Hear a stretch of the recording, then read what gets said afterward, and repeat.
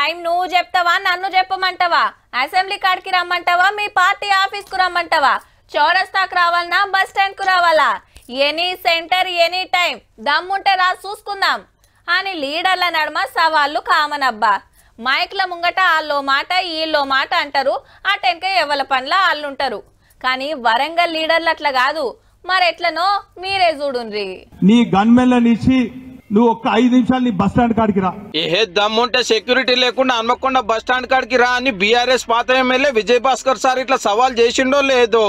అటుకెళ్లి Congress MLA Nayan Rajender Reddy sir bullet బండికి రానే వచ్చిండు ఎంటో లేకుంటా. అంతా తిరుక్కుంటా అందరితోటి మాట్లాడిండు, ఏమన్నా తిప్పలున్నాయా అని అడిగిండు. గన్మెన్లు లేకుండా రా, నీ బతికేదో తెలిసిపోతుంది అదంటే నేను వచ్చిన ఇప్పుడు.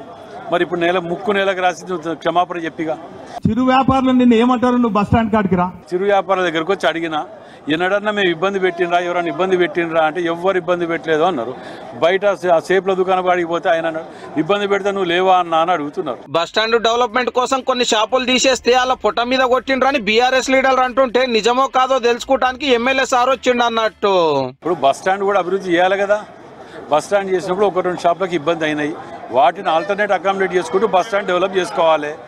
ఇక మనము 10 మందికి ఇబ్బంది అవుతుందని 90 మందిని వదిలిపెట్టుకోగా ఏ గన్మెన్లు లేకుంటే రమ్మంటే ఎవరు రారని అట్లా మాటేసినట్టున్నాడు వినయ్ సారు. కానీ రాజేందర్ సార్ నిజంగానే వచ్చే వరకు గులాబీ లీడర్ గప్చుప్ అయ్యిండు. ఇక సారు మళ్ళీ ఎన్నడికి ఇసొంటి సవాల్ చేయడేమో పో.